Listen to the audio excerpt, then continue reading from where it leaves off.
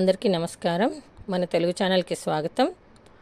చాలామంది తెలుగుతో పాటు హిందీ కూడా పెట్టమని చెప్తున్నారు. అందుకోసం నేను హిందీ కూడా ట్రై చేస్తున్నాను పెట్టడానికి.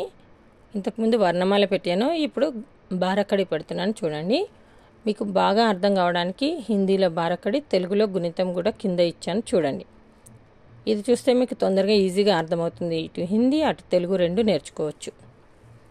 కా కా బड़ी की मात्रा अंटाరు దీన్ని. కి కీ छोटी की मात्रा, बड़ी की मात्रा अंटाరు. కు కూ కృ కే కై కో కౌ కం కహ. తెలుగులో గుణితం చూడండి.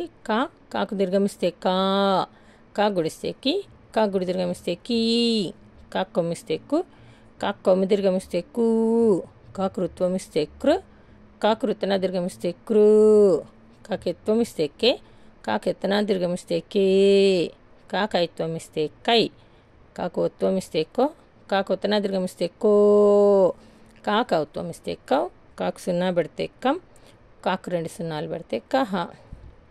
గా గా గి గీ గు గూ గృ గే గై గో గౌ గం గహ.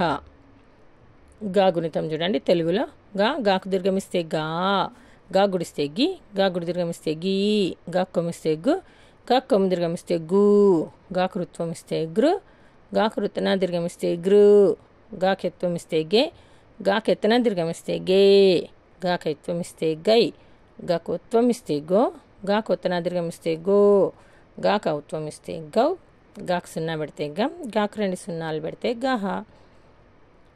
చా బారకడి చూడండి. చా చా చి చీ చు చూ చ్ర చే చై చో చౌ చం చహ. తెలుగు గుణితం చూడండి. చాకు దీర్ఘమిస్తే చా, చాకు గుడిస్తే చి, చాకు గుడి దీర్ఘమిస్తే చీ, చాకు కొమ్మిస్తే చు, చాకు కొమ్మి దీర్ఘమిస్తే చూ, చాకృత్వం ఇస్తే చ్ర, చాకృతన దీర్ఘమిస్తే చ్రు, చాకేత్వం ఇస్తే చే, చాకెత్తన దీర్ఘమిస్తే చే, చాకైత్వం ఇస్తే చై, చాకోత్వం ఇస్తే చో, చాకొత్తన దీర్ఘమిస్తే చో, చాకౌత్వం ఇస్తే చౌ, చాకు సున్నా పెడితే చం, చాకు రెండు సున్నాలు పెడితే చహ. ఇప్పుడు జా బారకడి చూడండి. జా జా జి జీ జు జూ జృ జే జై జో జౌ జం జహ. తెలుగులో గుణితం చూడండి. జా గుణితము.